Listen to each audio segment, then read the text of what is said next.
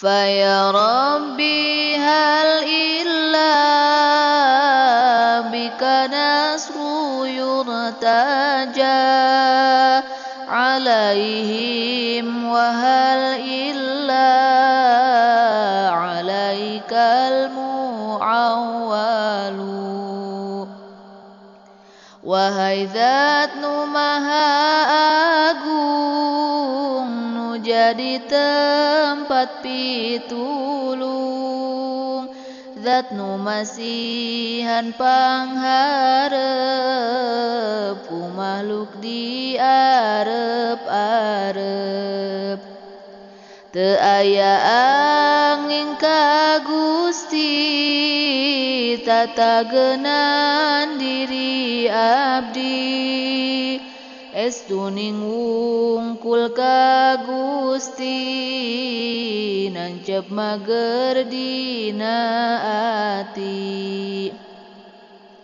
Dina wengi anu mulya ping 15 Sya'bana, nugraha Gusti kat maberapikeun kami jalmina. Moal rek diantep pisan ngabaseuhan ieu lisan, nepikeun ieu panangan saling minta hampuraan.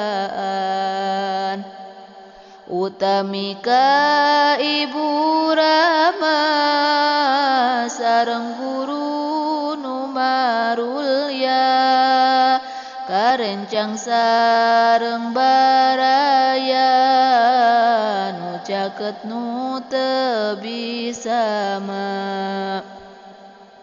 Saestuna nisfu Sya'ban ngagaduhan 4 ngaran, Laila barokah awalan peuting anu diberkahan, Laila baroah kadua malem dibebaskeun dosa, Laila sok nu katiluna tutup buku amal jalma.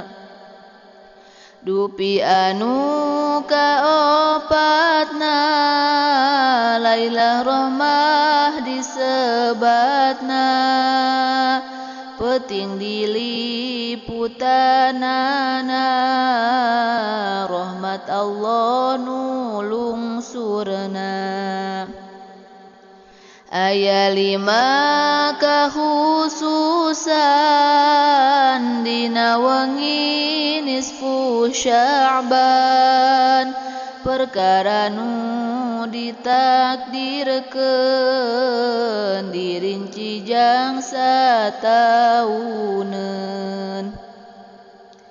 2 fadilah ibadah diunggulkeun di ieu saah, katilu nuzulur rahmah, 4 husulul maghfirah,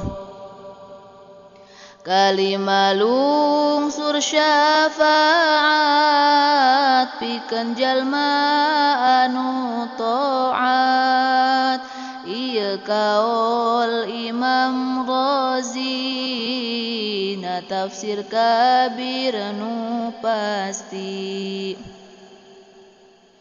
Numut kaulna Syekh Jamal, urang kudu loba amal, salat dina keur peutingna, paruasa keur beurangna.